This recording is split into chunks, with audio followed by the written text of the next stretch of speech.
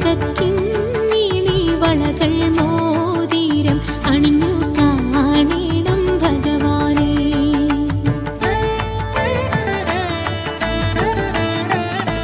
മലർമാതിൻ കാന്തൻ വസുദേവാത്മജൻ പുലർക്കാലേ പാടി കുഴലൂതി. നമസ്തേ, തുമ്പീസ് വ്ലോഗിലേക്ക് എല്ലാവർക്കും സ്വാഗതം. നമ്മുടെ കേരളത്തിലെ 2 പ്രധാന ഉത്സവങ്ങളാണ് ഓണം, വിഷു. നമ്മുടെ ഏപ്രിൽ 14 നാളെ നമ്മുടെ വിഷുവാണ്. മേടം 1, അതായത് നമുക്ക് മേടസംക്രമം എന്ന് പറയും നമ്മൾ വിഷു എന്ന് വെച്ചാൽ. പ്രത്യേകിച്ച് വിഷു എന്ന് പറയുമ്പോൾ നമുക്ക് വിഷുക്കണിയാണ് ഇതിലെ ഏറ്റവും വലിയൊരു പ്രധാന ചടങ്ങ് വരുന്നത്. വിഷ്ണു പൂജ, അതായത് കണ്ണനാണ് ഇതിൽ ഏറ്റവും കൂടുതൽ പ്രാധാന്യം.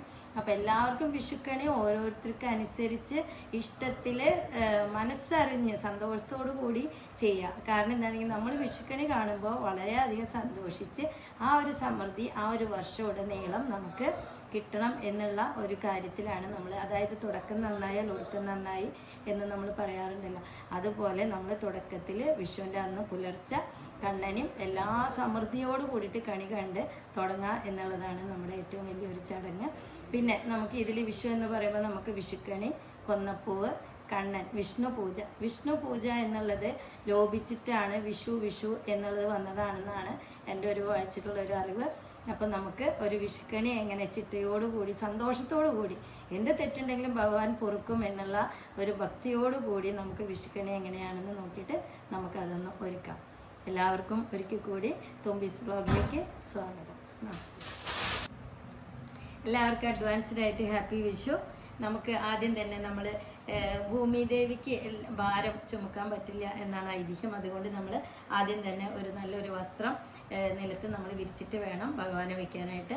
അതിലുപരി നമ്മൾ എല്ലാം പനിനീരോ അല്ലെങ്കിൽ നാൽപ്പാമര വെള്ളമോ തെളിച്ച് നമുക്ക് ഇതൊന്ന് ശുദ്ധി ചെയ്യുക എന്നുള്ളൊരു സംഭവമുണ്ട്. അപ്പം നമ്മളതൊന്ന് ശുദ്ധി ചെയ്തു. അതിന് ശേഷം നമ്മൾ ഒരു പീഠം വെച്ചിട്ടാണ് നമ്മൾ കണ്ണനെ വയ്ക്കുക. ആദ്യം തന്നെ നമുക്ക് കണ്ണനെ വയ്ക്കാം. ഒരു പീഠം വയ്ക്കാം. അതിൻ്റെ മുകളിലായിട്ടാണ് നമ്മൾ കണ്ണനെ വെക്കേണ്ടത്. നമുക്ക് കണ്ണനെ വെക്കാം.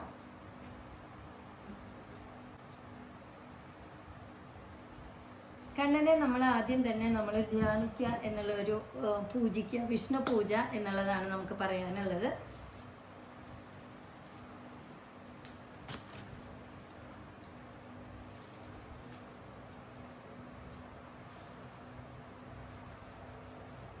നമ്മൾ ആദ്യം തന്നെ ഭഗവാനെ തൊഴുത് നമ്മൾ വിഷ്ണുവെങ്കിൽ കുറച്ച് തുളസിപ്പൂവും വെള്ള കളറുള്ള പുഷ്പങ്ങളും കൊണ്ട് നമ്മൾ ഭഗവാനെ ഒന്ന് തൊഴുത് വന്ദിക്കണം, നമസ്കരിച്ചിരിക്കണം.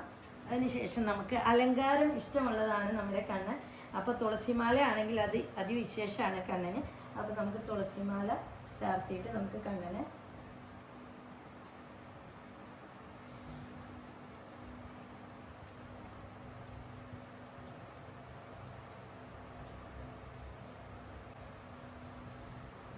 നമ്മൾ ഓടക്കോയിൽ വെച്ച് കൊടുത്തിട്ടുണ്ട്. നമുക്ക് കണ്ണന് ഇനിയൊരു നമുക്ക് ചന്ദനവും കുങ്കുമവും കൂടി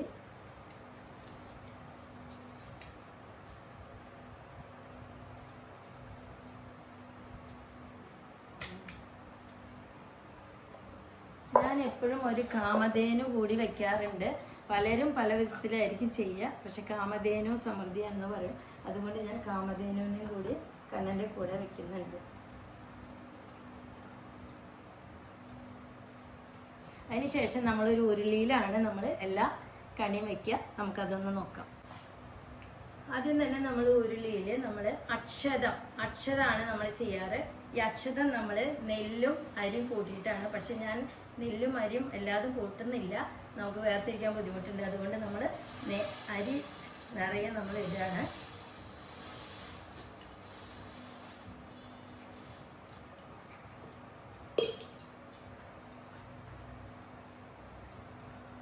അതിനുശേഷം നമ്മൾ ഒരു നിറ വെക്കുന്നുണ്ട്. അതിൽ നിന്ന് 2 മണി നെല്ല് ഞാൻ ഇതിലേക്ക് ഇടുന്നുണ്ട്. അപ്പോൾ അക്ഷതം എന്നുള്ളതായി. അതിനുശേഷമാണ് നമുക്ക് വിഷുക്കണിക്കുള്ള സീസണൽ ഫ്രൂട്ട്സ് എല്ലാതും പച്ചക്കറികളും നമുക്ക് വെക്കുക. കാരണം ഇതൊരു കാർഷിക ഉത്സവമാണ്. അതുകൊണ്ട് ആദ്യം തന്നെ നമ്മൾ എന്തും ഗണപതിക്ക് എന്നുള്ള ഒരു സങ്കല്പം ഉണ്ടല്ലോ. അതാണ് നമ്മൾ ചെയ്യുക. ഓം ഗണപതി നമ്മൾ അപ്പോൾ ഗണപതിക്ക് വേണ്ടിയിട്ടാണ് നമ്മൾ ചക്ക വെക്കുന്നത്. അത് ആദ്യം തന്നെ നമ്മൾ വെക്കുന്നു.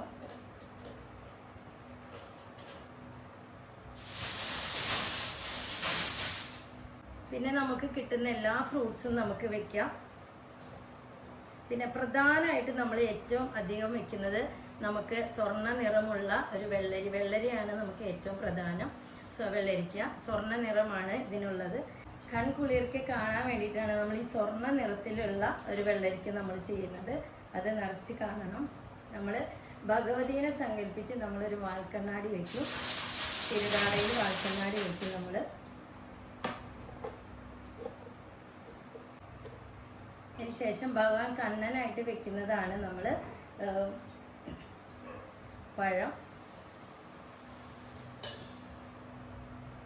നമുക്ക് മത്തങ്ങ വെക്കാം, പഴം വെക്കാം,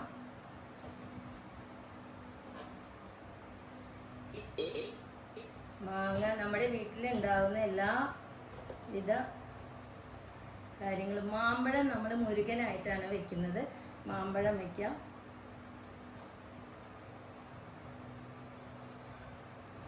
പലയിടങ്ങളിലും തേങ്ങ പല വിധത്തിലാണ് വെക്കുക. നമ്മൾ മുഴുവനോടെയാണ് തേങ്ങ വെക്കുക. ചിലയിടത്ത് 2 പൊളിയായിട്ട് വെക്കുന്നതുണ്ട്. അവരവരുടെ ഇഷ്ടത്തിനനുസരിച്ച് നമുക്ക് എല്ലാം ചെയ്യാവുന്നതാണ്. പിന്നെ നമുക്ക് മുന്തിരി വയ്ക്കാം.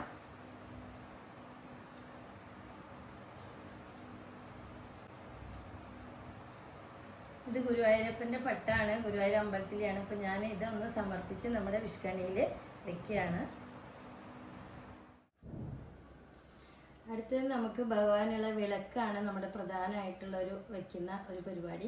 നമ്മൾ വിളക്ക് വെക്കുമ്പോൾ ശ്രദ്ധിക്കേണ്ടത്, നമുക്ക് പൂജാമുറി ഉണ്ടായിരിക്കും, ചിലപ്പോൾ വേറെ എവിടെയെങ്കിലും നമ്മൾ വിളക്ക് വെക്കുന്നുണ്ടായിരിക്കും. പക്ഷെ വിളക്ക് ഒറ്റ സംഖ്യ ആയിരിക്കണം. പൂജാമുറിയിൽ വെക്കുന്നുണ്ടെങ്കിൽ ഈ വിളക്കാണെങ്കിൽ പിന്നെ ഒരു ചിരാതെങ്കിലും നമ്മൾ കത്തിച്ച് ഒറ്റ നമ്പറായിരിക്കണം നമ്മുടെ വിളക്ക്. പിന്നെ നമ്മുടെ വിളക്കിൽ തിരിയിടുന്നത് 5 തിരിയായിരിക്കണം. ഒരു ഭദ്രദീപം എന്ന് പറയും. 5 തിരി എന്ന് പറയുമ്പോൾ 4 ദിക്കിലേക്ക് തിരിയിടുക. അതിനുശേഷം വടക്ക് കിഴക്കോട്ടും തിരിയിട്ടതിന് ശേഷമാണ് നമ്മൾ ദീപം കൊളുത്തേണ്ടത്. പിന്നെ ഒരു കിണ്ടി കിഴക്കോട്ട് അതിൻ്റെ വാലായി അതിൽ നിറയെ വെള്ളം ഒഴിച്ച് നമുക്ക് വെക്കണം. അതിൽ നമുക്ക് വെളുത്ത പുഷ്പം ഇട്ട് വെക്കണം. കാരണം എന്താണെങ്കിൽ നമ്മൾ രാവിലെ കണി കാണുമ്പോൾ ഈ വെള്ളം നമ്മൾ കണ്ണിൽ തൊട്ടതിന് ശേഷം വേണം കണി കാണണമെങ്കിൽ എന്നാണ് അതിൻ്റെ ഒരു ചടങ്ങ് പറയുന്നത്. അപ്പം നമുക്ക് വിളക്ക് വെച്ചു.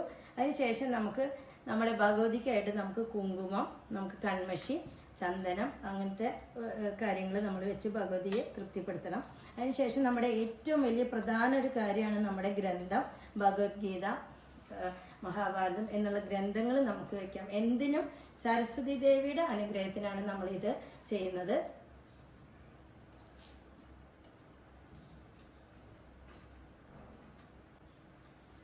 അപ്പം നമ്മൾ അങ്ങനെ ഗ്രന്ഥം വെച്ചു. ഗ്രന്ഥത്തിന് ശേഷം നമുക്ക് ഒരു വസ്ത്രം വെക്കുക എന്നുള്ളൊരു ഇതുണ്ട്. നമ്മൾ വസ്ത്രം വെക്കുകയാണ്.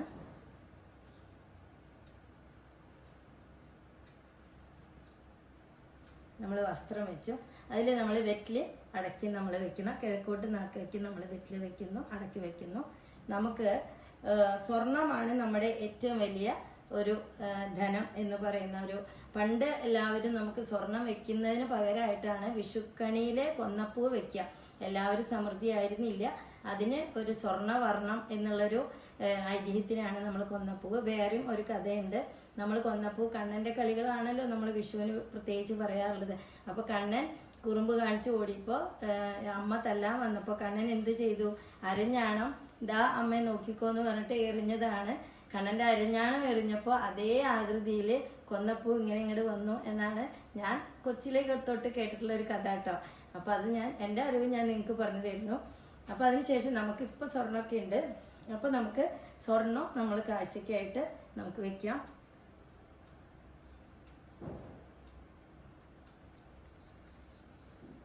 പിന്നെ ഒരു ജലത്തിൽ നമ്മൾ ജലതരംഗം എപ്പോഴും പോസിറ്റീവാണെന്നാണ് പറയുക. അപ്പം നമുക്ക് ഈ ജലത്തിൽ നമ്മൾ കുറച്ച് പുഷ്പങ്ങൾ ഇട്ട് കഴിഞ്ഞാൽ നമ്മളത് എങ്ങനെയെങ്കിലും ഒരു മൂവ്മെൻറ്റ് ഉണ്ടാകുമ്പോൾ അതെപ്പോഴും നല്ല രീതിയിലാണെന്ന് പറയും. പിന്നെ നമുക്ക് പ്രധാനമായിട്ട് ഒരു നമ്മൾ കോയിനോ നമ്മൾ എന്തെങ്കിലും ഉണ്ടെങ്കിൽ ഒരു നിറഞ്ഞു നിൽക്കാൻ വേണ്ടി എപ്പോഴും നമ്മൾ പ്രാർത്ഥനയാണ് കേട്ടോ. അതിൽ എന്ത് തന്നെയാലും വരുന്നത് ഭക്തിയാണ് നമ്മുടെ ശക്തി എന്ന് ഞാൻ എപ്പോഴും പറയുന്ന ഒരു വാക്കാണ്.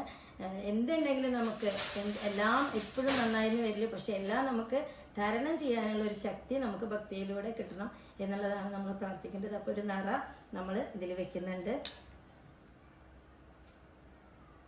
അപ്പോൾ ഇത്രയാണ് നമുക്ക് ഒരുക്കാനുള്ള വിഷുക്കണി ഒരുക്കുന്നത്. ഇനി നമുക്ക് ദീപം കത്തിച്ച് ഒന്ന് തൊഴുത് നമുക്ക് എല്ലാവർക്കും വേണ്ടിയിട്ട്, സർവ്വ ലോകത്തിന് വേണ്ടിയിട്ട് നമുക്കൊന്ന് പ്രാർത്ഥിക്കാം. പിന്നെ പ്രധാനമായിട്ട് എനിക്ക് എപ്പോഴും ആനയെ ഭയങ്കര ഇഷ്ടമാണ്. അപ്പം ഞാൻ ആനയെ വെക്കാറുണ്ട്. ആന എന്തുകൊണ്ട് എല്ലാവർക്കും ഒരു കൗതുകമാണല്ലോ. അപ്പം ആനയെ ഞാൻ വെക്കാറുണ്ട്. അപ്പം ഞാൻ ഒരു ആനക്കുട്ടീനെ വെക്കുകയാണ്. അതിൽ നിറഞ്ഞൊരു നാണയം ഇട്ടിട്ടുണ്ട്. ആന എനിക്ക് വളരെ ഇഷ്ടമുള്ളൊരു സംഭവമാണ്. എല്ലാവർക്കും ഒരു ആനയാണല്ലോ ഇഷ്ടം. അപ്പോൾ ഒരു ആനച്ചന്ത എന്ന് പറഞ്ഞാൽ നമുക്കത് വളരെ ഇഷ്ടമാണ്. അപ്പോൾ ഞാനൊരു ആനയെ വെച്ചിട്ടുണ്ട്. അപ്പോൾ ഇനി നമുക്ക് ദീപം കത്തിച്ച് നമുക്ക് തൊഴാം.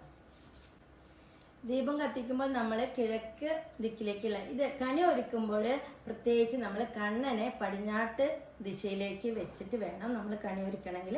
നമ്മൾ തൊഴുന്നത് കിഴക്കോട്ടായിരിക്കണം. ദീപം കത്തിക്കുമ്പോഴും ആദ്യം തന്നെ കിഴക്ക് ഭാഗത്ത് കത്തിച്ച് പിന്നെ പ്രദക്ഷിണ വഴിയിൽ നമ്മൾ ഈ 5 തിരിയും കത്തിച്ചിട്ട് വേണം തുടങ്ങി. പ്രത്യേകം ശ്രദ്ധിക്കുക, ഒറ്റവിളക്കാവരുത്, ഒറ്റവിളക്ക് ആവണം എന്നുള്ളത് നമ്മൾ പ്രത്യേകം ശ്രദ്ധിക്കണം.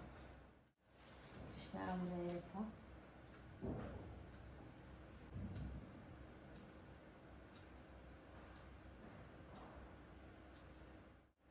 അപ്പം നമ്മൾ വിഷുക്കണി ഒരുവിധം ഒരുക്കി കഴിഞ്ഞിട്ടുണ്ട്. എൻ്റെ ഒരു ചെറിയ അറിവിൽ ഞാൻ ചെയ്തിട്ടുള്ള വിഷുക്കണിയാണ് ഇത്. നമ്മൾ എന്ത് തെറ്റും പൊറുക്കുവാനുള്ള ഒരു ആളാണ് നമ്മുടെ ഭഗവാനല്ലേ. നമ്മൾ അറിയാണ്ട് എന്ത് ചെയ്താലും അത് പൊറുക്കും എന്നുള്ളൊരു ആത്മവിശ്വാസത്തിലാണ് ഞാൻ ഈ കണി ഒരുക്കിയിട്ടുള്ളത്. എല്ലാം കണ്ണന് സമർപ്പിച്ചുകൊണ്ട് ഞാൻ എല്ലാ ലോകത്തിനും മൊത്തം നമുക്ക് എല്ലാവിധ അഭിവൃദ്ധിയും എല്ലാവർക്കും വളരെ സമാധാനവും സന്തോഷവും കിട്ടട്ടെ എന്ന് പ്രാർത്ഥിക്കുകയാണ്. ഭഗവാനെ രക്ഷിക്കണം. ഒന്നു ചിരിക്കൂ കണ്ണ, മനം നിറയ്ക്കൂ കണ്ണ, കണ്ണ കരുണാനിധേ, കണ്ണ കൃപാനിധേ, കണ്ണ കൃപാനിധേ, കണ്ണ കരുണാനിധേ. ആനന്ദ കണ്ണ, അമ്പാടിക്കണ്ണ, ഒന്നു ചിരിക്കൂ കണ്ണ, മനം നിറയ്ക്കൂ കണ്ണ, കണ്ണ കരുണാനിധേ, കണ്ണ കൃപാനിധേ.